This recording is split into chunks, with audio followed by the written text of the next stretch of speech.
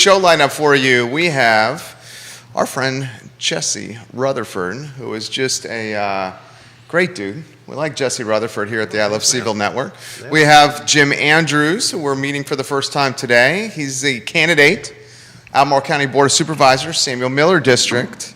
And we have our executive producer and casting director. Talent coach. The gentleman who supplies us with the caffeine, Keith Smith. Senator Joe. Senator Joe is providing us the caffeine. This is Coffee with the Candidates, and I'm excited to announce Dave Farrar and Senator Joe. Dave Farrar, thank you, is continuing their sponsorship. So next month we're going to have coffee with, haven't decided yet, but there's going to be coffee with something. Dave, you're a good man, buddy. We know you watch the network. We appreciate these continued support, my friend. Well, when Jim and I sat down the other day to have our pre-coffee, I was just thoroughly impressed how much you watched the show. So thank you for doing that. You corrected me on a couple of things, which was great, and so that's awesome. That's usually his job, Miller's job. Here's Miller. I get these texts like focus. Yeah. Look at the camera, Smith. Look at the camera. Literally, that's what he says.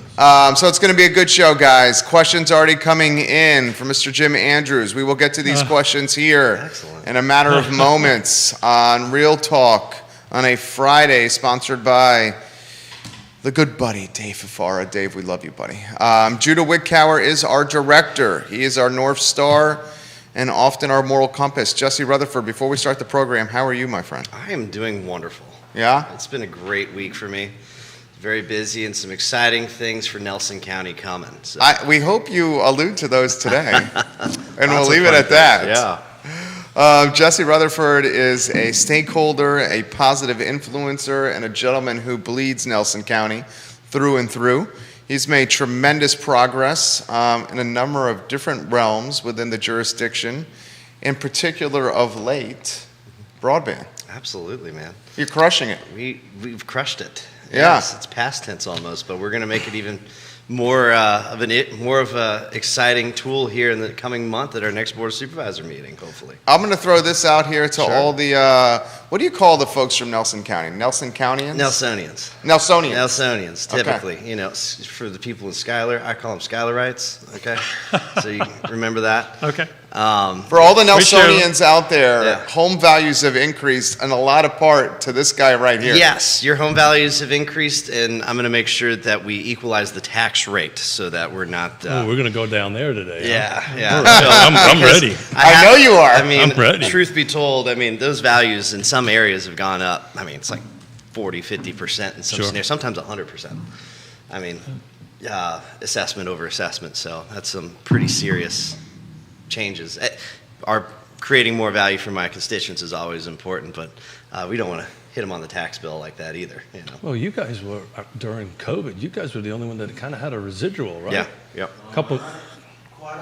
Okay. Sorry, Judah. I love when you take charge like that. Well done, Judah. Yes. It's the coffee. I love when he takes charge.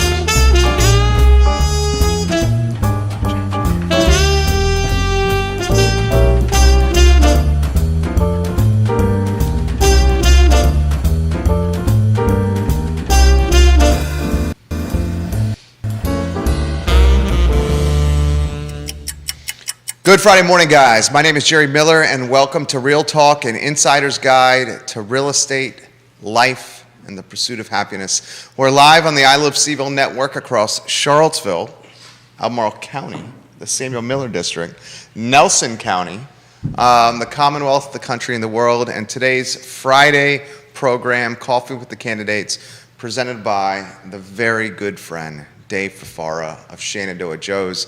Dave, we love the support. We're grateful for you, and your coffee, my friend, is absolutely fantastic. Cheers. Judah Wickower, my friend, let's go to the studio camera, and let's get the gentleman on camera with many media outlets currently streaming the show as we speak. So, Keith Smith, you know. Jesse Rutherford, you know. Absolutely. This gentleman you're about to get to know. And Jim Andrews, why don't we start the program with Mr. Andrews, an introduction for you, sir, for all those that are watching. All right. Thank you. Thank you for having me on the show. I really appreciate the opportunity. I'll try to keep an intro brief because I'm sure I'll hit a lot of points as we go through our different discussions. But just to let you know, I first arrived in Albemarle County in 1979 to go to UVA Law School. Fell in love with the forests, the mountains, the town, the university, the vibrant life here, and the wood and the rural area, and most importantly, fell in love with my wife now of almost 40 years, who was born and raised in the Samuel Miller District. I did take her away for a few of those years, but because she has family here, we would continue to come back regularly. We had property here, and so we've always considered this sort of the place to be. And having retired as a physics professor, I know there's a little switch there from law to physics, but having retired as a physics professor, when we came back, we were happy to settle into Samuel Miller again on property that we've had for decades. And here we are. So. Here we are. So you just raised the IQ of this. You and Liza has just raised the IQ pretty high on this table. This is going to Don't equate degrees in IQ, but got it. I got lots of letters. Yeah. Congratulations on the 40 years. I'm at 35, so we're trying to almost 40. Almost 40. Almost We're 40. getting there. Trying to catch up with you on that. 39 So Jesse, for like maybe one person who doesn't know you want to do a quick intro of yourself? I mean, for the person who's not watching, my name is Jesse Rutherford, Board of Supervisor, and who represents Livingston and Schuyler, the East District. I'm happy to be here. I chair the Broadband Authority, chair the Thomas Jefferson Planning District Commission, and several other items, working on regional housing partnership and how we can work on affordable housing, working on, of course, even not just, of course, getting Nelson County all the fiber in the world, but trying to see how we can partner up with other counties and expedite it. So, lots of great opportunities out there. I've been proud to have participated and look forward to doing a couple 4 years to go. Yeah. So the format today is we're going to kick out a couple of general questions, and I can already see Jerry's fingers flying over you there. got media outlets watching right now. You got people giving some props to Jesse Rutherford, literally.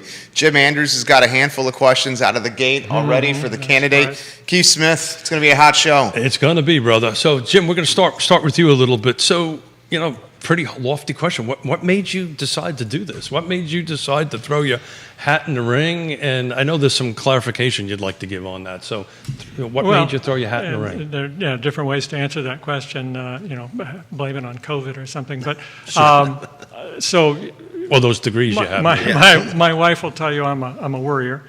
And so I would like to answer that question by saying, that it is a lot my worries that led me to want to contribute in this way. I'm a scientist and an environmentalist, and been concerned about the environment for a long time through work at the National Advisory Committee of the Union of Concerned Scientists, and at the National Park Service through an institute called Skutik Institute. I have strong interest in education as an educator, as a son of a teacher, as a high school teacher, a brother of a grade school teacher, a big believer in public education and want to support the schools. I have been working for several years here as a volunteer at the Legal Aid Justice Center, and I've been very concerned about housing issues in that capacity and worried about affordable housing. And so affordable housing issues are going to come up. And They have right now. and we are. I manage farmlands. Farm and forest lands that we have in the rural part of Samuel Miller District, and I'm very worried about land use issues, very concerned about the rural character and what it takes to be able to do farming. I become more and more aware of the challenges involved. Everyone I know who does that has not just 2 jobs, but more than 2 jobs in order to make ends meet. So these are all different things that led me to say I'll take this on. Now there were some influencing factors were that Liz was stepping down. I had found that out from friends who approached me and encouraged me to run. Liz Palmer's the incumbent. Liz Palmer is the incumbent. She's been there for her 8th year.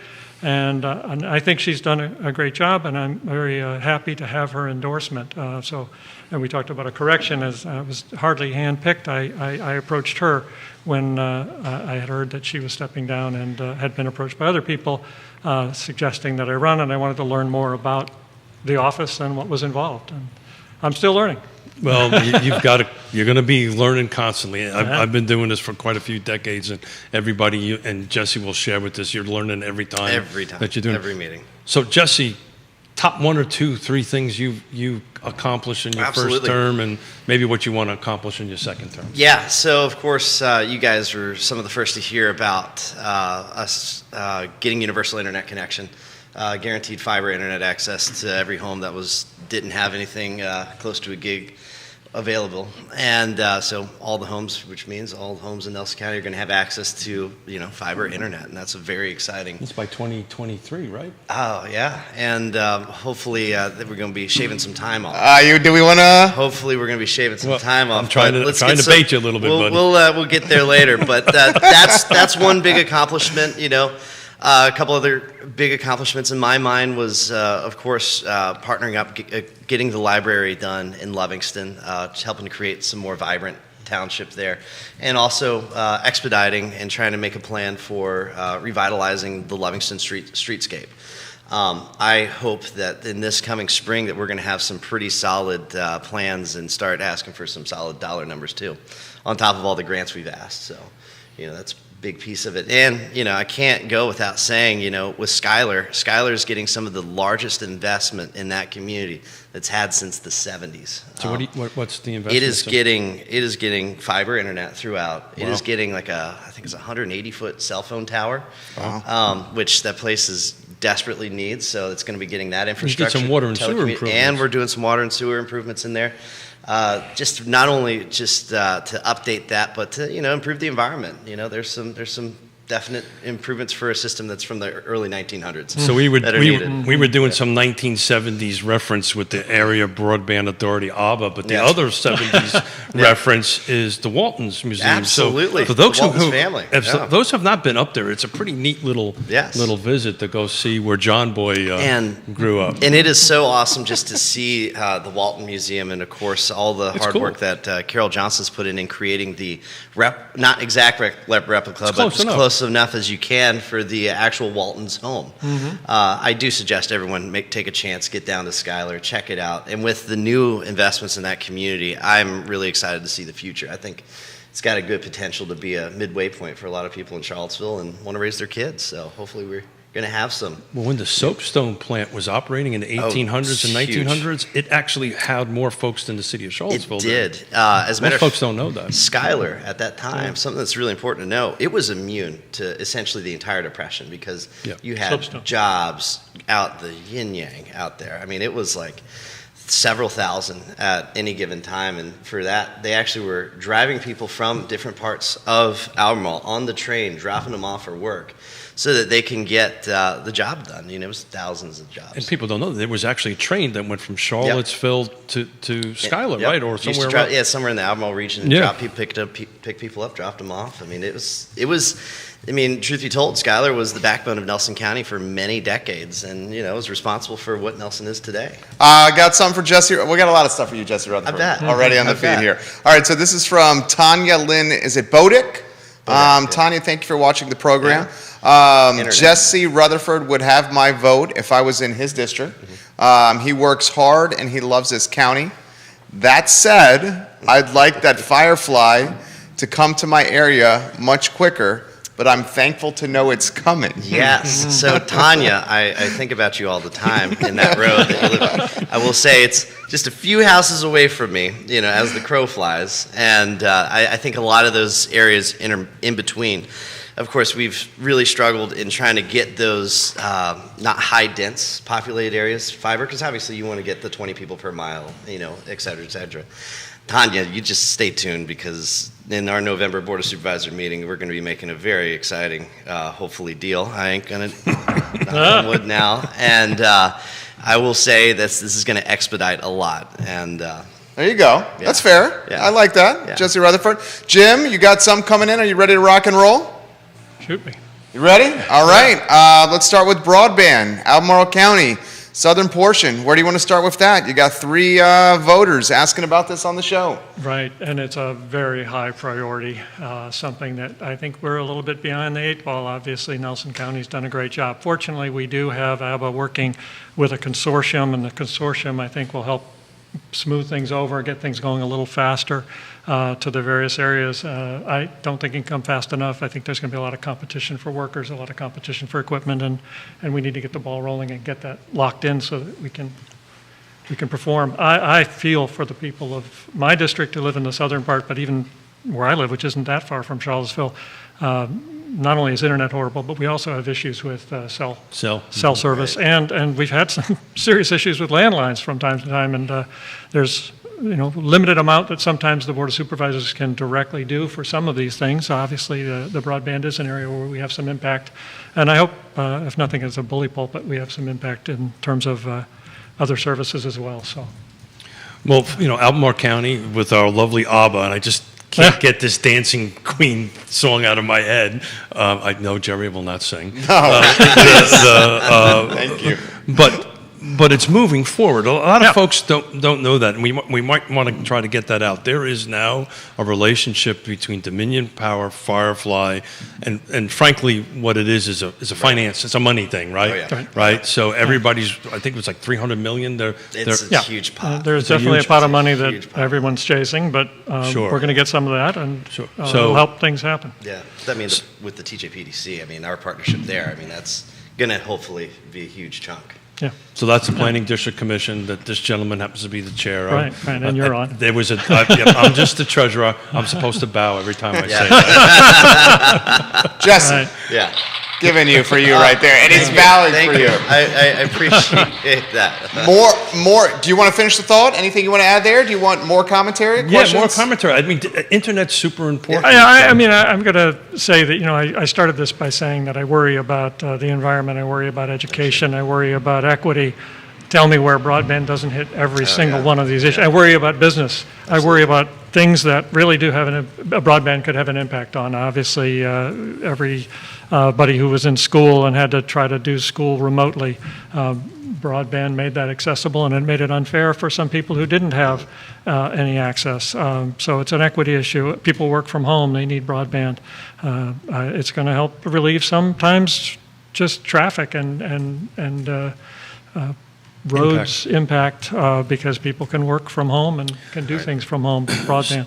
Jerry and I have been talking about this for some time. This is now a utility. This is absolutely. no different than Absolutely. power. This is Right. no different than water. Yeah. This is no different than sewer. And back in the 30s, Rural electrification, right. and this is really a rejuvenation of that basic program. I guess it's taking a different shape and all that. But in essence, that's what it is. It's become a required utility. In my space and in Jesse's space, what's the first question that I'm asked is, it's not, does it have water? It's not, does it have Right, sewer? right. Not, does it have power? That's all pretty much a given. What's your rate? What's the utility?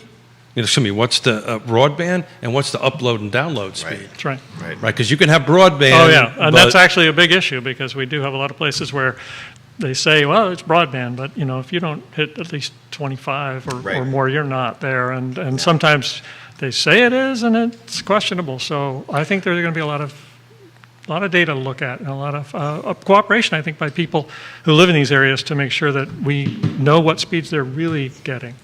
So back on the cell address that. side, the, Sure. the actual Yeah. phone side, Right. we had, I think, Jerry, what was it? I think it was the Fluvanna County Board of Supervisor candidates we had here, and one of the struggles that they had. Oh no, it was Ned and Diantha. Yeah. And it was Last Friday. Last Friday. Okay. Thank you, sir. So it was about the site distance, right, Right. and all the stuff. So if cell towers come back on in your district, and they have to see each other, would you think you would support it, or so how would your feeling be if you start having more cell towers coming up in your district? Because that's the only way you're going to fix the cell. That question is I on the understand. feed. I understand. And unfortunately, I think some of what sometimes happens is that the cell companies want to put towers where it may be, good service on Interstate 64 or other places where there are a lot of transit traffic, and not so interested in putting cell towers where you've got people who are in their homes, and it's a matter of safety, health and safety. Because nobody uses landlines anymore. Right, that they can be able to access emergency services and using a cell phone. And so my question would be with any cell phone tower is to look at, are there health and safety issues surrounding having this cell tower there? And if so, then I'm not going to say, blanket that I'm for every cell tower, but I think it's very important to make allowances for cell towers that are going to impact the health and safety of residents of. So Jesse, you can probably jump in a little bit this in Nelson County, but I know I can talk about this from Fluvanna County's perspective. It's the EMS service and the fire service are using cells now, right? They're not really using radios that much, and they're using cell phones and what it's affecting health and safety and response times and so forth and so on. It's a real issue. Any thoughts on that? I mean, of course, so one important thing is when you talk about 911, we call those like dark areas, areas that there's no radio reception, so one big thing that Nelson County did years ago was there was a grant available, and how we could justify some of that cell tower area, because you're right, there's a lot of corporations that don't want to put a cell tower where they don't have justifiable means to get a return on investment. Makes sense, right? And that's why that government-private partnership is so critical. So some of that, there's some opportunities with 911. You can get some grants out there to try to resolve those areas that don't have that area. So then you get a tower, and of course the top of it is a 911 dedicated, whether it's radio, et cetera. But then also Verizon comes on the back end and rents that tower, and you get another spot. So in some of those areas, that's a very big tactic a lot of our localities have used, and I would, of course, suggest that there. Yeah, thank you. Yeah. Thank you. Yeah. So questions coming in from Neil Williamson, President, Free Enterprise Forum. Eric LaFontaine, we will get to your comment and question as well right after Neil's. Eric lives in my district, is a business owner at Ben Barbecue in Scottsville. This is from Neil Williamson specifically for Jim.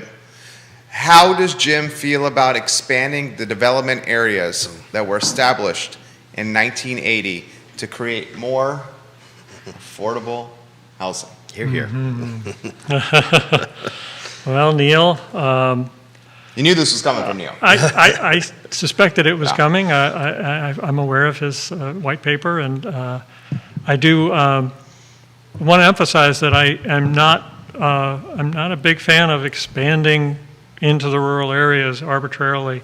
Any expansion would have to be done very carefully. I do think there are still available places to develop in the designated areas and to redevelop, and intend to, watch that issue very closely and not suggest that we're going to change those lines.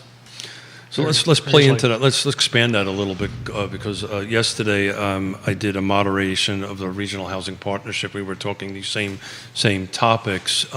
So let's say we're not going to grow the growth areas, but we've got to figure out a way to turn red tape into green tape. Absolutely. Right? So let's talk a little bit about that. So if we're saying we're not growing the growth areas, we know, because we looked, I shared with Jerry yesterday, last 7 days, we're going backwards. We're having 50 more. Last week, we had 50 more homes in the Charlottesville region go into pending that went active. That's the largest number since I've been tracking it for a while. Right. 2 months ago, we were on par. Yeah. We were going one on, one off, one on, one off. So it's going the other way. So we've got to figure out a way to increase, it's an unpleasant term for some folks, but to increase this density within these growth areas. We're not growing the growth areas. So how in God's holy name we're going to do that, Jim? What do you think? Yeah, it's a tough question. And, clearly working with developers is going to be a big part of the equation. And having people understand that when we do bring in development, that we're going to bring in development with the kind of amenities that make it a neighborhood where people want to be. So as you add homes, you also add little park areas and walkable neighborhoods and maybe mixed use some places, and try to make sure that you're thinking about livability, not just housing, density. So I don't like to think of it. I mean, it is density, but livability as well is extremely All important. those things come into factor. But I'm going to jump back to, you didn't ask me, and it's okay, what I hope to accomplish, and I would have said if you had, that one of the three You're reading things, my notes. in addition to, affordable housing and generally, and pushing the needle on environmental sustainability and resilience. I know that we're doing a comprehensive plan. We're also going to, and I think this is really important, look at the ordinances, the zoning ordinances at the same time. And I'm hoping that with the legal training that I had, I actually did practice public law. What does the zoning ordinance mean? I mean, I understand what you're talking about, but let's get clarity specifically on what you're saying there. Well, for example, and this is not at all the only example, there are places where the comprehensive plan would call for one type of housing and the zoning ordinances don't call for that at all. And of course that leads to confusion with the developers, and the developers don't know what they're looking at. And we also have need for guidance from the state as to what the packages are that are there to promote development. But I very much agree that the red tape is Well, that would be out of a huge control. step in the right direction of turning red tape into green tape. It's quite a bit, but if you get the comprehensive plan and the zoning ordinances to match, that's a heavy lift to get there. Yeah, for sure. That becomes It's hard. and this was very much so discussed yesterday. But in Nelson County, do you guys match? Does your comp plan and your zoning match?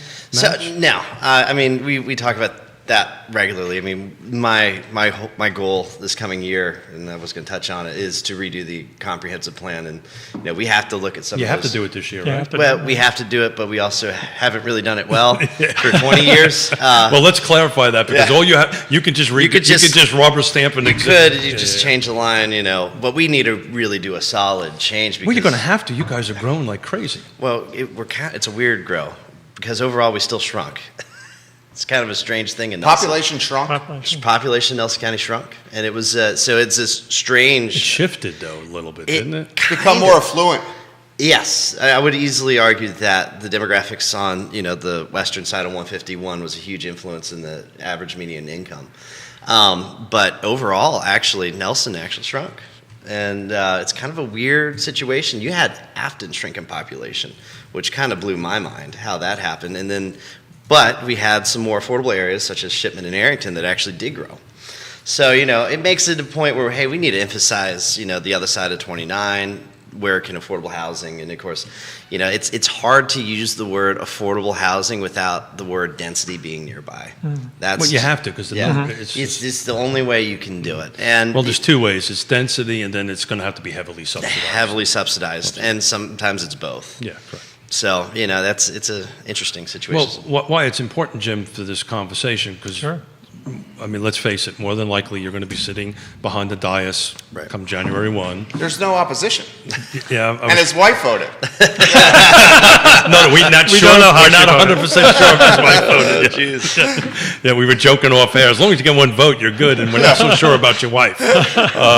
But the reality of it is on Wednesday, that we talked about this earlier, the Crozet master plan was approved, right? They're going to be moving forward with ultimately adopting or working through the comprehensive plan.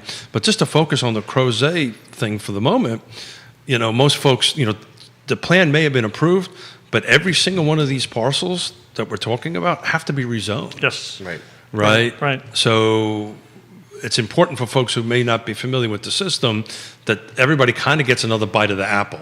Right. When we go through this rezoning process. But I'm not so sure, and I haven't had a chance to dig into it. I'd have to ask somebody like Dr. Stacy Peffia and some of these folks, is that does the zoning and now the approved master plan for Crozet match? I don't think they do. I don't think they do either. Yeah, But yeah. I don't quote, I mean, So now we've got a master Yeah. plan that says missing middle is allowed.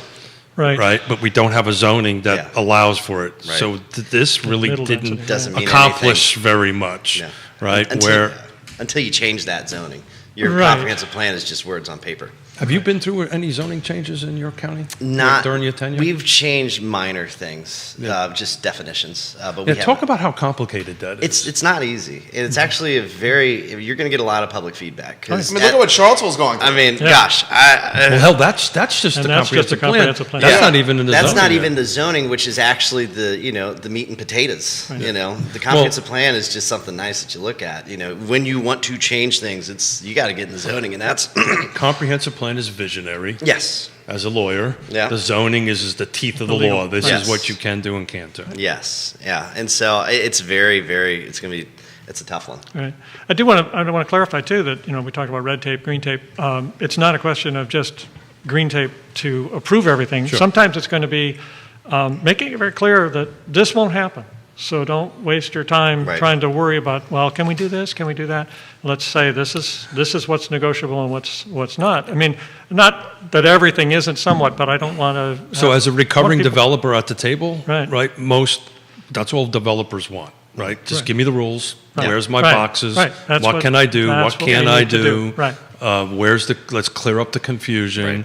If I go through A, B, C, and D, this is the process baggage. that I have to go through. And I'm excited that you're going to be sitting on the dais with the law degree, because you're going to help guide some of the fellow board of supervisors, hopefully, in that conversation. That's a good thing, I think. They're bright people. We'll So- get to these comments. Jesse, you got some very happy folks in Nelson County and in your district. Is it Cade Gravitt? Yes, Cade. Yeah. Go Jesse. William Vassar, you got this, Jesse. Deborah Peterson Rose, giving you props as well. love William Vassar, good man, Campbell County conservative here, giving you love. Multiple folks are asking you to make a run for the Virginia State Senate. Mark Bolt, thank you, Jesse, for not promising a project and then making excuses why it's not working. You Right. keep the project on the table and alive. Keep up the good representation of our district. Jacob Neff, go Jesse. Devin Coombs, let's go Jesse, you're doing great work. Oh, that's my Marilyn girlfriend, Shiflett, talk about the Rockfish Plan, waiting in the wings for Right. how long, Jesse? Yes, the Rockfish Plan. Thank you, Marilyn. And that's part of the comprehensive plan that we really need to. The Rockfish area is just, the dynamic has changed so much in 20 years. I mean, we went from For those who are not familiar, just kind of so tell just a little bit where and Rockfish just is. how I like to define it is, once you get 250 to 151, you hit the Nelson County border, go to Brent's Gap, Brent's Mountain, and that's 151 before you really get into Piney River area, Got it. right? So that's before Wintergreen. Yes, yeah. Well, no, that's after Wintergreen, Wintergreen. right after the turn on Beech Grove. So that particular area itself has just had some interesting growth. Of course, we went from a non-brewery town to all the brewery town in a matter of 15 years. It's made it for a phenomenal work environment and for craft beverages, and we've now been able to capitalize on that tourist side of Nelson County in a really healthy way. However, that's created a lot of issues with traffic. I mean, I'll be the first to admit, yes, traffic can be an issue. How much of that is passed through is a great question, but at the same time, I want to make sure that when there's an event or a festival, that it's a safe road. And how we do that. And the comprehensive plan, we're going to have to look at some tough stuff there and see how it is that we can see that growth happen in a healthy way in healthy locations, but also, making sure that Nelson County stays vibrant. Like I said, we believe it or not, still lost population, and that's with all of the successes in tourism that we've had. Our school population has still dropped dramatically. How do you get you really don't want a major increase, because then that's huge capital improvements. But, you need at least stay at equilibrium so that you could justify your cost, and also a huge piece of that, and you'll find out, is the per pupil contribution from the state. And Talk about that, because most folks don't people really don't understand how Yeah. that works. So what happens is Please. the state, when they provide funds to your local school, they do it oftentimes by a per pupil basis. So per pupil would be worth X amount of dollars. And they go by the average daily membership. Now, some of the things that they don't take into consideration is how many students maybe have a special need that we have to then take that child to somewhere else outside of Nelson. And those costs can be very, very hefty on us. And the state doesn't really help to, take absorb any costs with that. In my 4 years as a board of supervisor, I think we've lost close to 250 pupils in 4 years. Our school population was like 1,800, 1,900 from my first year in 2018. Now we're getting down to 16, 17. So why is that happening? You have a major shift in demographics again. Obviously the Wintergreen community was never really going to... Looking like me. Yeah, right. The Wintergreen community was never designed necessarily to be a starter family place. You can't look at it that way. It was the 1980s winter escape. It's 1990s, and that was the model. It was the developer's Same as Lake model. Monticello. Exactly. And so what you have happen is that happened with there. We had some fairly I would say restrictive zoning that came out in the early 2000s, and the amount of linear feet you need to have away from the road. You have setback requirements, and a lot of that deterred a lot of affordable housing. Is that to say that the student population still wouldn't have shrunk? Not necessarily, but it makes for a huge impact, especially on small localities. And I'm going to be dead honest. I mean, it's a shame to have the local governments go to war over how to fund the schools, because it's the state constitution that promises a free, high quality education, and us local government was supposed to figure out how we can, as a society, build business and how we can go along with that. So putting pressure on your They local. call that unfunded mandates, right? Unfunded mandates And are you'll also learn a this. disaster. So Oh, the no, I'm aware. state says you've got to do something. And they do Delaware. this trick. It's a really sneaky trick. They'll fund this one thing. Hey, Yeah. you get this thing. Yeah. And then all of a sudden, every year they take $20,000 away from Oh, it, yeah. or $100,000. Then after 3-4 years, you now have a position that your school system's gotten used to, and now you're having to absorb, $25,000 to $200,000 in expense. I mean, it's ridiculous, to see. And let me tell you, our state officials, they go to Richmond, they do these really Sounds great like you're running for the grandstanding. state. He's great. Jesse, you're killing it right now, man. I'm not, but I these- vote for you. I appreciate I it. don't live in Nelson County, but I'll vote for you anyway. You the man. But these state officials will go to Richmond. They make this really half, special word, answer to something. They get all the press release out, and then the local government goes to war against the school board about how to pay for it. Shame on them. They make wars out of local governments. In that our should world, never in our real exist. estate world, we deal with this all the time. It's Every terrible. year in January, they Terrible. come out with these new laws that we need to figure out. And it how makes to them feel implement. good, and at the end of the day, if it's affordable housing, right, congratulations. It's like that new rule about how many inches of insulation you now need in your ceiling. But me and you as the builder would say, well, really, windows are the biggest heat loss in the world. Adding another 10 inches of blown-in insulation is just bureaucracy. But it makes people sleep good at night, I guess. It makes somebody sleep good at night. So Not when, me. when you're running for the Senate? Stop. How about this for Jim? Multiple things coming in for Jim. Let's get to Eric LaFontaine. Eric, we appreciate your patience here. So Eric LaFontaine owns Ben Barbecue in Scottsville. This is technically the Scottsville district. Sure. But still pertains to you here, Jim. With rural issues, what are Jim's plan, and we touched on this briefly, what are Jim's plans for fiber access for the south end of the county? With the grant of $2.8 million to the county and CenturyLink, how does that help improve Scottsville and Esmont area since CenturyLink sold this area to another company? Oh, yeah. I have not heard or seen from AEP about them adding Firefly for the Esmont area a few miles away from the Walton Mountain train tracks run through Esmont. That question for you. Okay. I appreciate the question, and I'm very concerned about how things have been going down there with CenturyLink, with the transfer.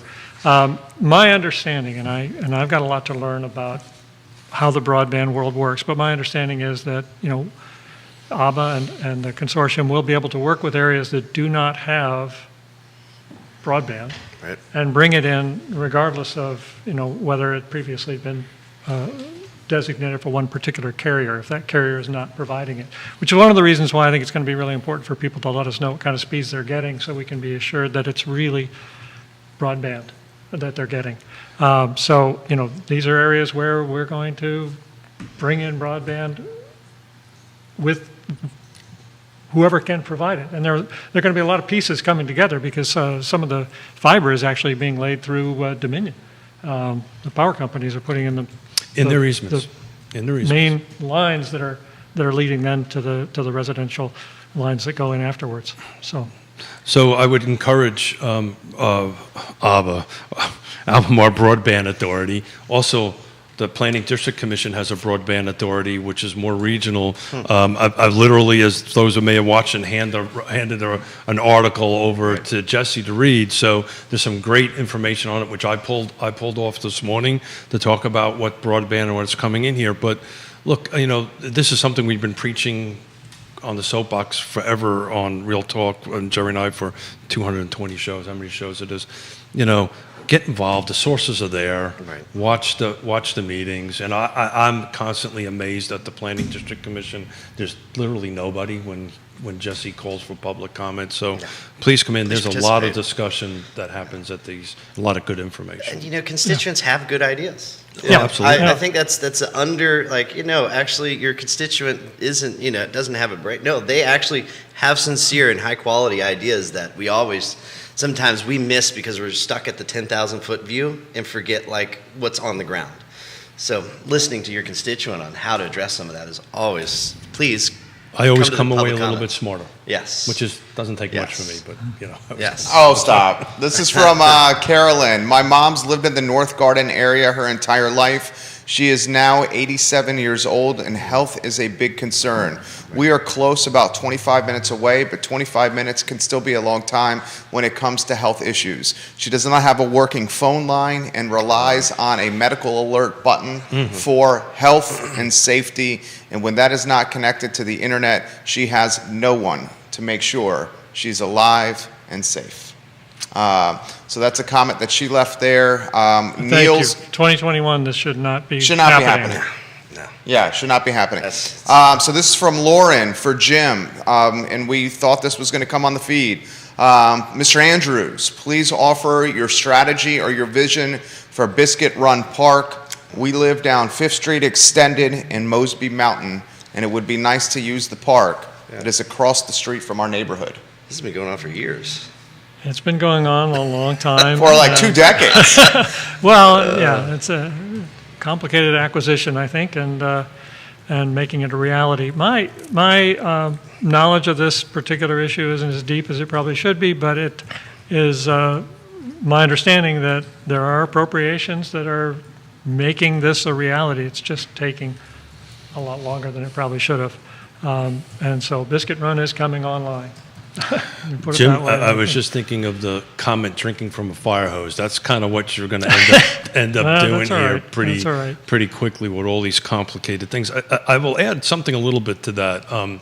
I had a great presentation about Southwood, and Southwood backs up to up to Biscuit Run, and some of Southwood property was part of Biscuit Run at one point. So correct. Yeah. And thank you, Jim, because that's where I was going to go. Thank you. Okay.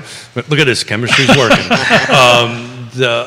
But most folks don't know, but the size of that project, because you're going to be looking at the rezoning of Phase 2, because that's coming in there. Coming up. That's well over 1,000 residential units. It's huge. Most folks do not know that. So, and then backing up, and I believe there's connections into Biscuit Run. Is that not? That's right, Yes. and it's going to be, Yes. when finished, the second most densely populated neighborhood in Albemarle County, behind which one?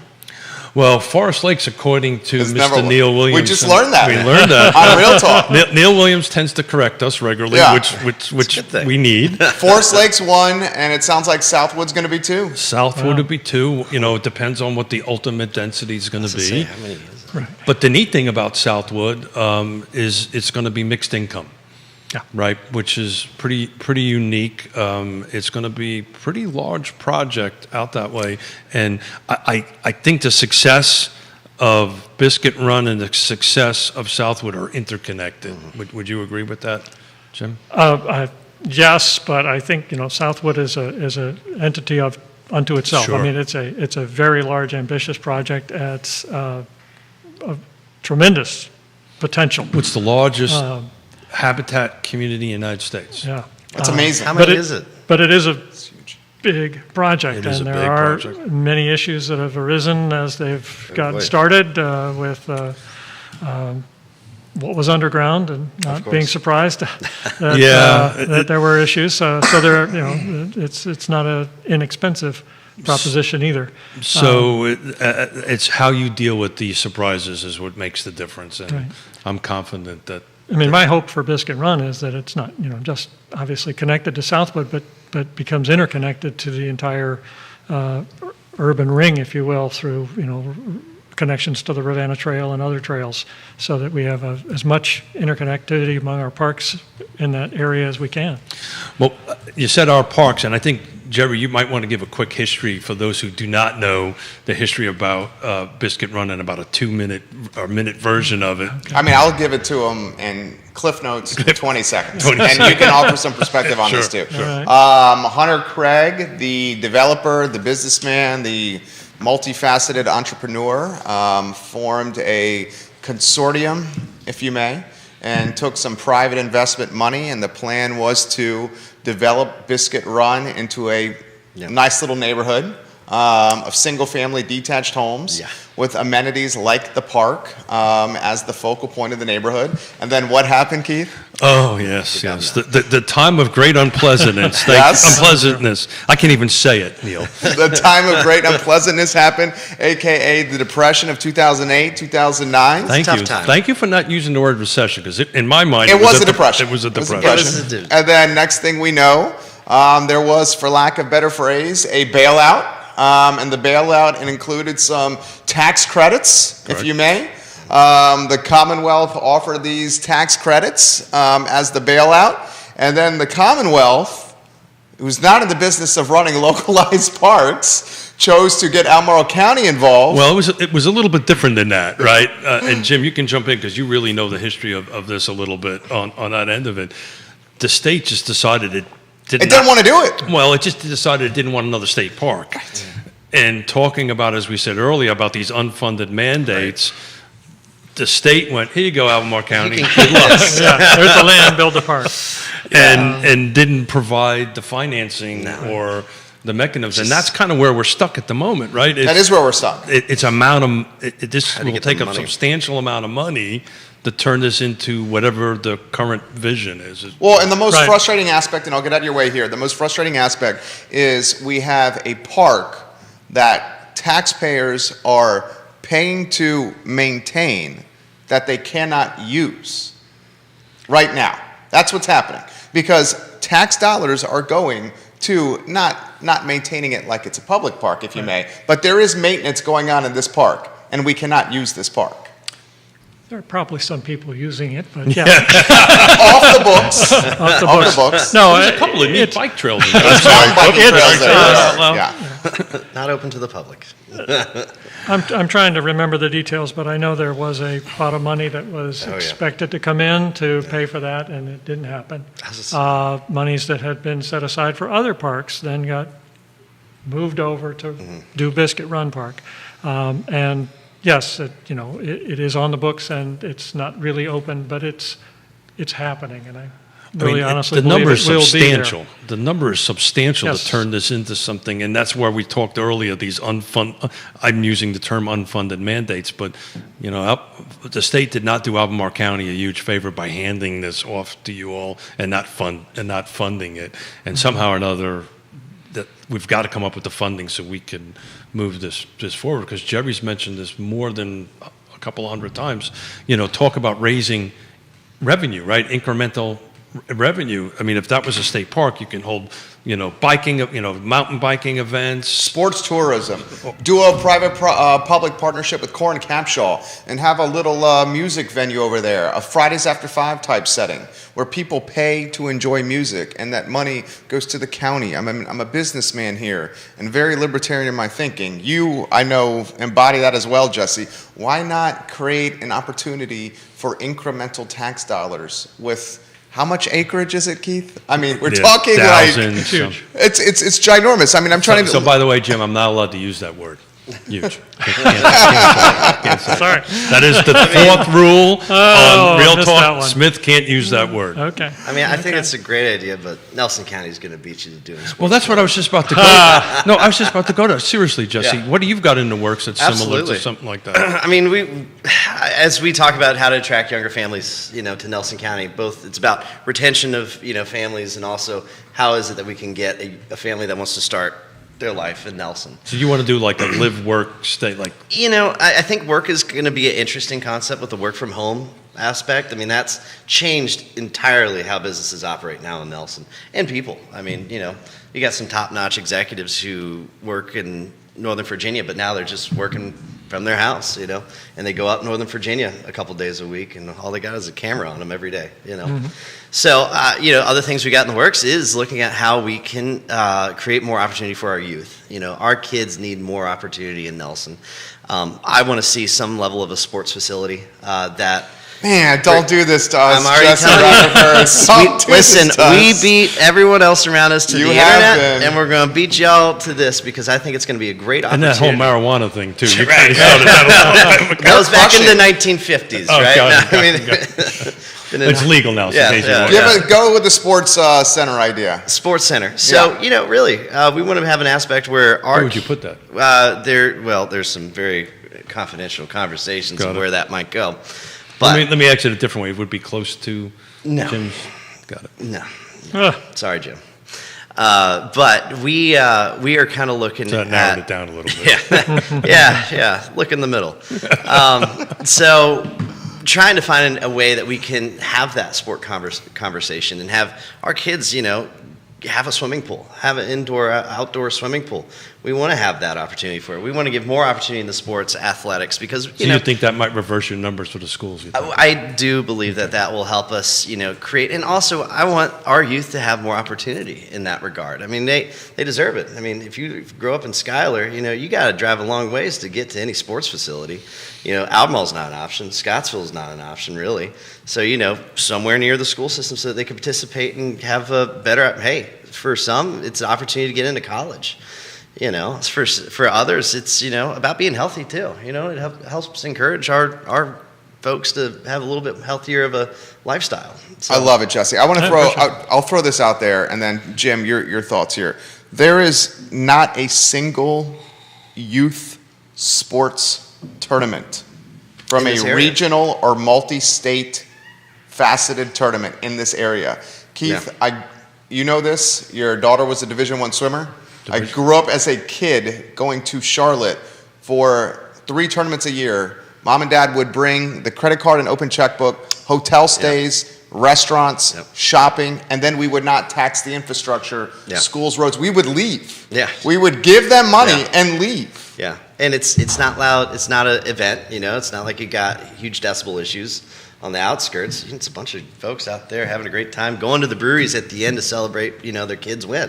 And then leave. And then leave. Yeah. Right. Did that for decades. Yeah. Right? Decades. I mean, like literally decades. Yeah. And always went every place else. It was I never could understand. My daughter's a former Division I athlete, swimmer, a sprinter. I could never understand why we weren't doing it. We have a class, Of UVA. UVA, Yeah. cool. But we never could do it because there was just not enough hotel infrastructure. Huh. I had a client fly in yesterday from LA to take a look at some stuff. His daughter's going to UVA. We're looking at some homes and all that kind of great stuff. And he ended up having to stay almost 45 minutes outside of town because this is parents' weekend on that end of it because there was no hotels. We're about roughly 4,000 hotel rooms short. Really? Yeah, we're about 4,000 Huh. round I didn't short. know that about here. And that's the reason why every time I would ask, hey, how come we don't have a swim meet here? Well, Right. there's no hotels. Huh. Because there's a little bit too much red tape to take you to go do that. To go back to the red tape thing, Jim, and you watched the show enough to probably know this. Well, how much is it? 25% of 24%. 24. Thank you. You taught me that. 24% of new construction is regulatory costs. It's true. So true. Not that, and I agree with you, Jim, 100%. They're there for a reason. But Some. if there's some way that can get reduced, Yeah. what happens with that? That just goes to the bottom line of the buyer, right? Yeah. Right? Yeah. I mean, I'm going to add on that. I mean, you're a builder. Yeah. I mean, I want to add on that because, truth be told, some of those regulatory burdens that you're told really help the situation was just some lobbyist talk to some delegate or some state senator and then even some local government too, and said, hey, this is a good idea. They went to the conference, they went and had that meeting, you implement it, then all of a sudden, that particular industry is, increasing per home, 20% in revenue because they added more regulations. So just because it sounds good, it's like things with good titles for bills doesn't mean that's a good thing. It's always in the weeds, What do you think, Jim? Well, Any of these topics? It is in the weeds. The devil's in the details. Absolutely. And I think that, every one of these things has to be looked at carefully. It's easy to make broad statements. Yep. And obviously the numbers, sure. 24% is very high, but Yep. each one has to be looked at. Absolutely. And, It's roughly and some of them are done by the state, and Yep, we have some of to them worry are. about our lobbying ability, which Absolutely. is And- another part. Legislative agenda has been discussed at recent meetings That is a several huge times. thing. And the Dillon rule. The which Dillon we rule will limits not what get we can into do. Right. Team quite a home bit. rule here. But what I would hope that what sometimes we see on the private side of the house is this paralysis from analysis. So at some point, somebody's going to have to make a I agree. decision to move forward, which brings me into, Jim, it's and both of you guys jump into this because I see this for several decades of working with elected officials. Sometimes you have to make a tough decision for the betterment of Yes. the county Yep. than the district. So walk you through that because you've been in this boat a couple of times. Walk me through that I decision. mean, how I've always looked at in my philosophy is I'm always district first, best I can. But obviously there's some times where it's like the 10,000-foot view. Hey, this is a jobs issue. Hey, this is an opportunity issue. We have to look at certain, whether it's a development, a business, special use permit, et cetera. And you look at it from that lens too. You have to say, I understand this is tough. It's got to go there. We just lost 300 people in population. We lost 300 pupils in this area. Some people do have to get it's like my favorite term, changing the character of the land. The most broad thing that you'll. So what does that mean? It's another way of just saying that something changed. Yeah, they don't want change. Something changed and they don't like it. We could talk about NIMBYism. We could talk about cavers. And then, What was that second one? Citizens Against Virtually Everything. I call them cavers. I've never heard that first one? time I've That's ever. virtually everything. Okay. Yeah, and I say Wow. that because you're going to deal with that a lot. And some people bring good points, and when they have concern comments, traffic is one that we always deal with on 151, and that issue needs to be dealt with or without. Well, let's talk a certain about traffic project. because this is impacting both of you two guys.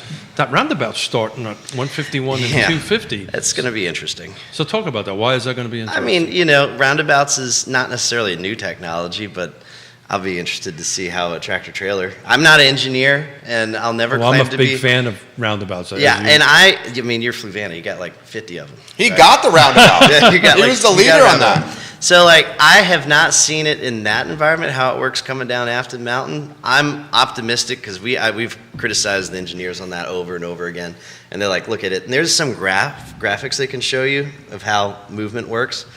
It's a matter of size. Yes. Right. Yeah. So if your diameter is Yeah. small, Yeah. it But doesn't we- work so well. Yeah, we all know that one piece of fence right across from 151 that just never exists there because it keeps getting run into. I recently saw someone on social media say they wanted to make a Facebook page for just that fence and its opinion of a roundabout. I think that's a great idea. I think it's a great idea. I hope by the end of this, somebody has already done that. Whether you like me or not, please make sure someone makes that just to make everyone happy.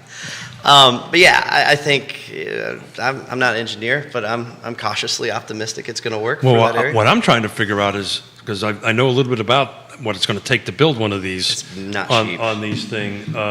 But Jim, this is going to take a lot. Does your district go up that way, or you're just shy of? How I think far we're up do you shy go? of that. A little shy of that, but you're awfully close, aren't you? There are people who call Crozet home that are in our district. In your district. Yeah. So, Not far. I'm not- just thinking not about it 250 from a practical perspective, Jim. That's going to take a couple of years to build. Oh, what are you talking about? With this environment with contractors and supply shortages? So, Jim, how's that going to impact that whole area in your mind, right? I mean, does that make any sense? I mean, That construction projects are yeah. disruptive. Yeah. Thank you, Professor. Yeah. I was trying to think of a word. Trying to make it. All I'm trying to do is get a C, sir, in this class. That's all I'm no, trying to do.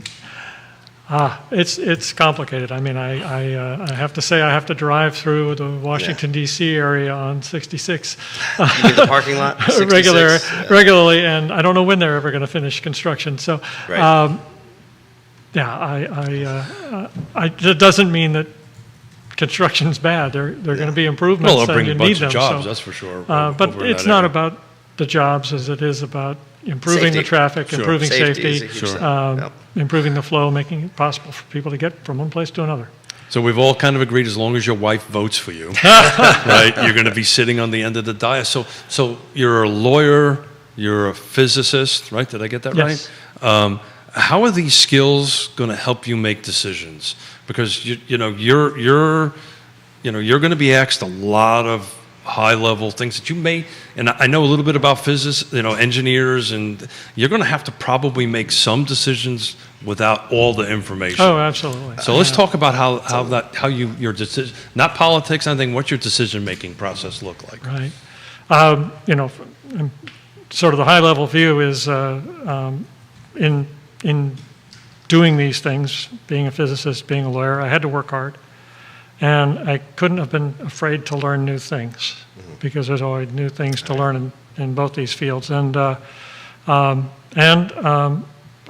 want to listen hard to people and to take advice. I'm not here to revolutionize things. I want to listen and make progress. I will bring to the decision making, obviously, that I hope that hard work, the listening, the willingness to learn new things, but also some values. And those values require me to look at things sometimes from the environmental perspectives, from the equity perspective, but overall for the good of the people of Albemarle County. And maybe Jesse can offer some advice to this. I was going to give you a couple on there. on that end of it. But this is probably most toughest question I'm going to ask you today. Go for it.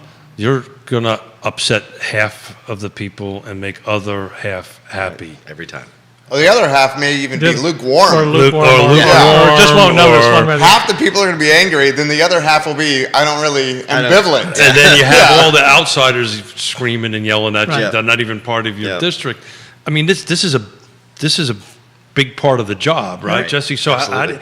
let's talk about how you're going to So, how that's going to go. so my 2 cents, and I think nobody ever gives you like the impression of like everybody likes you the day you get elected. By the way, Oh, good. And then as soon as you start voting, people get upset, and that's reasonable. I think some of the most important things is having obviously that open dialogue you talk about. Us in local government, it's the only branch of government in my mind that has the ability to actually have one-on-one conversations with almost any advocate or anti, whatever it may be. And so you could have healthy, constructive conversations. And I always encourage all those things, so long as you're not being ridiculed and whatnot. It's also important to, when you make a vote, whatever that might be, it's okay to be passionate about it. Even if there will be a group that's going to, passionately disagree with you. It's important. It's how we operate, and it's governing. I want to be able to support my decisions with reasoning. I want to be able to think them through and be able to explain why I felt that this is the decision I came to and why I felt it was the right one. And one huge thing that I've learned, it's okay to change your mind sometimes. That's what I was literally just going to ask you. It is okay. How often do you do that? I've learned over the last 3 years, of course, you could be quick to say yes. I've also been definitely, there'll be some particular, whatever it might be, and I got a particular impression from then you vote on it, and it's like, wait, this is not what I thought it was. So being cautiously, cautious before you make a stance yet. I think that's one thing that I've learned is, try to make the decision if you're for or against it, later towards the end, so that you have all the information. Right. Just because there's a website doesn't necessarily that's the reality. Just because a constituent said there's going to be this doesn't mean that's going to be in front of the Planning Commission. What was Reagan's thing? Trust but verify. Trust but verify. And I want to listen to people, but I don't want to just Absolutely. listen to someone because they're the loudest voice in the room. Absolutely. So on Absolutely. a personal note, I actually talked to my wife about our conversation. Yeah. So Jim and I were behind the Iron Curtain, not quite at the same amount of time, but that Very was different capacities. But that was a really tourist. we had a really As a college interesting student. conversation over a cup of coffee, which I got to talk about some parts of the world that I lived in the time Right. that doesn't exist anymore. So thank you for sharing that with me. But you might want, most folks, that's a pretty cool story to tell, that you were behind the Iron Curtain in Moscow in the late 70s. You make it sound like more than it Like was. you're a secret spy. Right. I was in college, and our college had a Oh, January. I don't know about that. I used to hang out January with guys plan. that said they were in that Right. they were in college, And but they weren't. geography professor organized a trip. We flew into Prague. We traveled to, This was 78. this was 78, January 78. And I remember the snowstorm we came home in. I was stuck in New Jersey for 2 nights, Let me just trying to see. get home. Jersey, Moscow, Jersey. Really? Sorry. So yeah, we toured from Prague to Berlin to Warsaw to Leningrad. Oh, wow. Now, at that time, So Leningrad. does that experience back to do you St. think Petersburg? do you think that experience will impact some of what you're about ready to do? Leave the Lenin It's philosophy. a stretch. What'd you say? Leave the Lenin philosophy Yeah, there. Okay. It was Moving a on. cultural experience. Failed. Yeah, pretty. He texted me earlier. kind Said, of a I'm doing a footnote. great job. Now I got. Delete that. Now I I got. gave You you the suck. poop emoji right there. You suck. No. I got some questions So, for Jim. so I here. reached for the fences and. By the way, way to go, I didn't mean to Dodgers. let you That was down a on great. That was a great game yesterday. Oh, absolutely, absolutely. So Eric LaFontaine says the tire plant, Dr. Hertz Tire Plant in Scottsville, could make a very good sports epicenter or facility. So Eric, I think that's a great idea. I wanted to acknowledge. How about transportation? We've gone an hour here and we haven't talked transportation and how transportation needs to be more reliable, approachable, consistent, ubiquitous, and how it could potentially breed affordability from a housing standpoint in the area. And this is a multi-jurisdiction topic. I mean, it's not just tied to Albemarle. So Jim, anywhere you want to go on transportation? It's a multimodal topic. There's certainly need for transportation options in the in urban areas, the developed areas, because we want to make sure that people can live in walkable neighborhoods, find access to bike trails, but also have public transportation options that work, that are on time, that are reliable. And we have to work with others on this. Obviously, Charlottesville has a big role to play with CAT and then Jaunt and the other entities that are involved in transportation. In the other regions, well, to the extent that we are calling Crozet and other areas as development areas, growing the density, we want to be very mindful of the transportation issues that are going to come with that. Obviously, people living in Crozet are very worried about the new Crozet master plan because getting in and out of Crozet is not trivial. Brutal.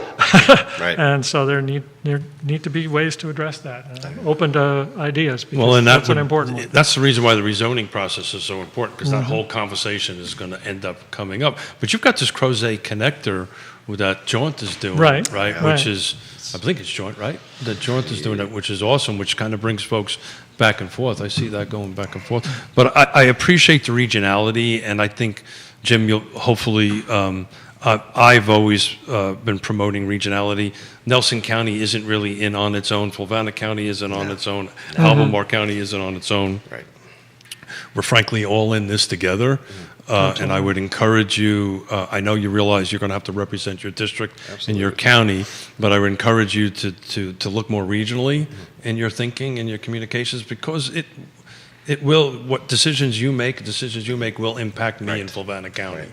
So any thoughts on regionality, how important that is to you? Or How not? important it is to work together. Yeah. There are so many ways in Okay. which regionality. I got another poopy emoji, so I'm striking 1,000. Well, yeah. I mean, there are many of these different entities that are joint task force, joint commissions, and we get advice from them, but we also have to act together. And I hope, to further that as we go forward. Well, I would So I'm encourage you thrilled to to meet get more Jesse as and- involved as possible and all that stuff. I mean, I mean, I think we should talk about, I mean, we just brought up Charlottesville's name here.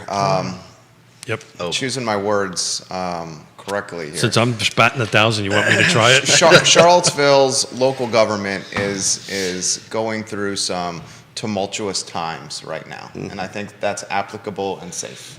Albemarle County, and we'll leave it at that. How's that? Okay. Albemarle County and the city of Charlottesville have to do quite a bit of business together.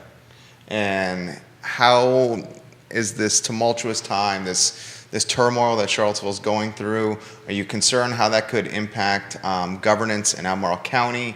What can we learn from Charlottesville and this soap opera? Kathy Galvin and Lloyd Snook will be on the I Love Seville show today at 12:30 to discuss this very topic. Good. Your thoughts on this? Well, first of all, I'm very happy that Albemarle County has not been in this situation. Stable. I think we have a very stable Yes. board of supervisors. We've got good people. County executive Jeff Richardson's doing a fabulous job. The staff are great. I'm looking forward to working with the people who have been doing things for Albemarle County. I don't think that the city of Charlottesville is in quite as bad a straits as the news would suggest. I think they've certainly gone through some significant turmoil in leadership, but I think that the future is hopeful. I'm liking what I'm hearing from candidates who are likely to be on the city council, and I'm hoping we can work together. I think we can. So, What do you want to add to that, Keith? Yeah, so, Because you got stuff you want to add. yeah, so Jim, I appreciate it, and I think you're going to bring certain tools to the table to help. But let's just call it what it is. The city of Charlottesville, if it was a corporation, Oh gosh. would be, and Defunct. which it is technically. It has no organizational chart, yeah. right? And it needs help. And I think Albemarle County, we had Ned and Diantha sitting in these both seats in here. So you're going to have to help the city to do that. But I want to kind of go back a little bit to the. Go ahead, Jim. You wanted to say something? Well, I just want to say that, one of the things about government that I think doesn't get a fair shake is that sometimes people think, they don't like government, or that government is this, government's that. Government is the people, and it's going to be impacted by Agree, the 100%. people who are interested and engaged. And Charlottesville has a tremendous amount of talent, Without a and doubt. people who are looking out for the best interest of Charlottesville and the area. And I think that that's going to.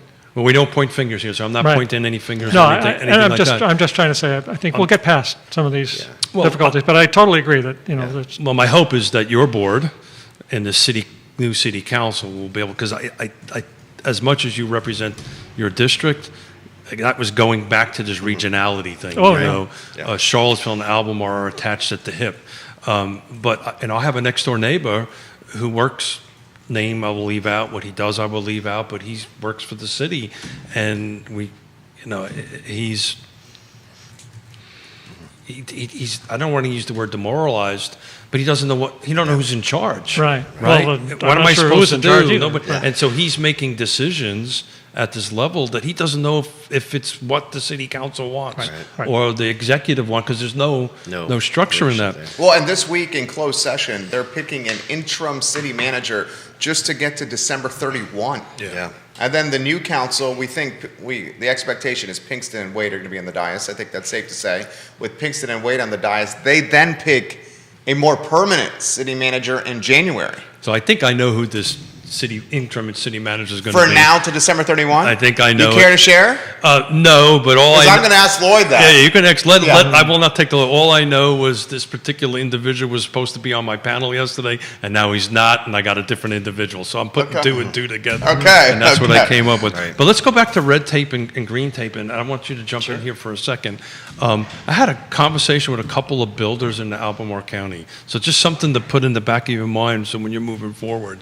We've got a client, we're trying to have a project built. They are 3 to 4 months behind in issuing building permits. I know. Oof. That's insane. Yeah. And what you're not, And some of that is the staffing issues that the county's faced, Yeah. in addition to whatever the city's Right. facing. We're not, fully staffed at the county. So it's even worse than that because the CO, the certificate of occupancy, is taking another month. So there's between 3 to 5 months. It's 3 to 5 months. How is it in Nelson County? We're great. I know, of course. I've been hearing a lot of this lately, and I can push back, but I'm trying to be... Because of your fiber internet. Because of the fiber internet, it's streamlined. Right. No. Everything is fiber, right? The beer, I think, comes out of the fiber. It just comes, run a pipeline to every house. Yeah. But how long does it take to get a building permit in Nelson County? I think it's just a couple weeks, but that's standard.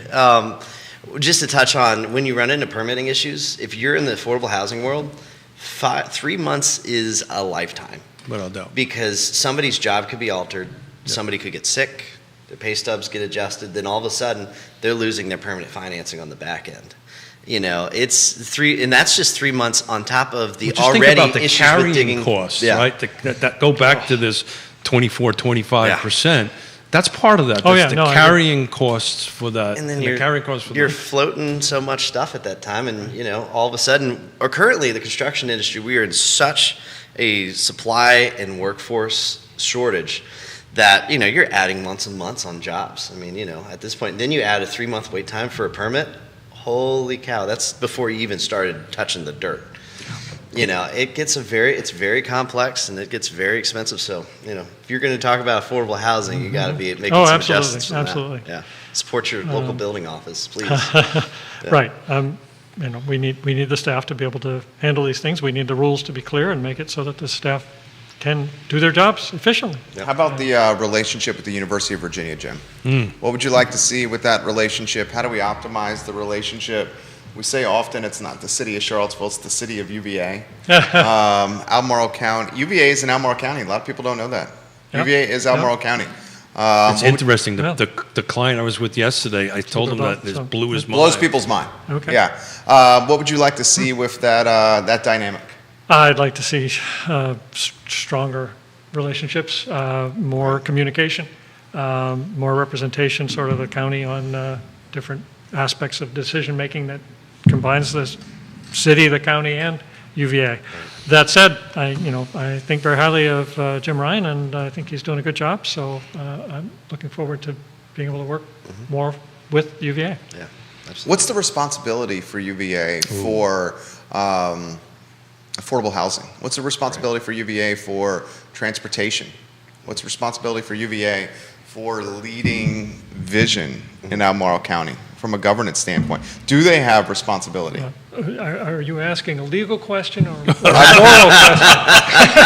I'm asking a question of a gentleman and a scholar who is going to be on the Board of Supervisors. I think that... Do you have your bar in Virginia? So you got to be careful if you don't. This is not legal advice. I think the university needs to be involved in decisions regarding housing, affordable housing, and transportation. And I do hear some things that suggest to me that UVA is going to play a role in the future on affordable housing.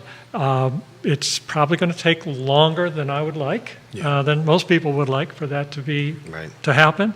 To the extent that it happens because 2Ls end up in the dorms, and that frees up some things. Whether that's really going to free up affordable housing is debatable, but it's a process, and UVA is talking, I think, the right direction. So I'm very, very hopeful and look forward to working with them. What do you think, Keith? Well, as those who know, I'm on the community engagement team for their initiative to do that. And I think you're going to hear, and I know very shortly, a couple of months, some site selections on that end of it. Mm-hmm. But it was interesting. One of the topics I think Jim and I spoke about when we had a cup of coffee was about bringing second years on campus. On grounds. Thank you. I apologize. You had second years, though. I had second years. I was half right. So I only got half a booby there. Emoji. And it's interesting because I want to wrap it around this conversation that I had with this client yesterday. And, I think from my perspective, and you're in the housing business, so you jump in, Jesse, but from my perspective, if that happens, all that's going to happen is the circle is just going to get a little tighter. Yep. but not much tighter. And what I mean by that is and this was happening with this particular buyer was looking for something to buy for both their daughters that they wanted to be walking distance to UVA. Instead, we are now looking outside because that's where we can afford. So if the second years go on, maybe something will come in and they'll move in, but it's not going to make a huge impact. And my understanding is that UVA is talking about a broader, deeper plan. Well, they're talking between housing. 1,000 and 1,500 units, right? And as Jim, as you mentioned, just so there's under no misunderstanding here, that's going to take many, many, many years before it happens, even if they designate a parcel, because then they have to go through the public engagement process of it and possibly rezoning, depending on, this is an important distinction. If it's owned by the foundation, it has to go through rezoning. If it is owned by the city, it's going to be by the university. It's very, very different. two different sets of rules. But as a lawyer, off base, we probably have to talk about this. I think if they own the land and they bring somebody else on it, I'm not so sure that changes that dynamic of having to go through rezoning. But there'll be a community engagement process for it. So they're at the table. Personally 10 years to get them there. Jesse helped us with this, with the Regional Housing Partnership, but it is not moving as fast as I'd like it to move, for sure. And in this particular environment, I mean, it's not easy to expedite any of those things. No. Keith, this is a good show. Jim, we appreciate you joining us here. We went to about 11:37. Okay. Nice. Jesse Rutherford, it's our pleasure. Jesse Rutherford, many in your district in Nelson County. Proud of you. Larry Wells, giving you props. Kimmy Kruskamp, giving you some props as we speak right now. Amy Bender, Megan Patton, Colleen Owens, Willie Deutsch, Angel Ramos, Devin Coombs. The list continues. The show, for those that are asking, especially those in the media, will be archived online on iloveseville.com and on every social media platform known to mankind. We put the content on these screens, and you guys can engage and watch the content as you see fit. Keith Smith put the panel and the round table together. Thank you. My friend, job well done. Yeah, thank you. Get out and vote, folks. Yes. Get out and vote. Elections matter. Early vote if you need to. Next Friday, there's rumor that Batman and Robin may be here next Friday. In costume. They may show up. They may show up. And we may do a Batman and Robin get out the vote push. Who knows? All right. I like that. It could happen next Friday. Yeah. I'm ready. Keith Smith, Jesse Rutherford, Jim Andrews, Judah Wickhauer. My name is Jerry Miller. This is Real Talk on Fridays, presented by Dave Fafara, Shenandoah Joe's, Coffee with the candidates, Jesse and Jim. Thank you for joining us on Real Talk. We will see you in approximately 52 minutes on the I Love Seville show with Kathy Galvin and Lloyd Snow. That's going to be a rocking show. You guys have a good morning. Thank you, guys. Thank you. Well done, guys. He's going to tell us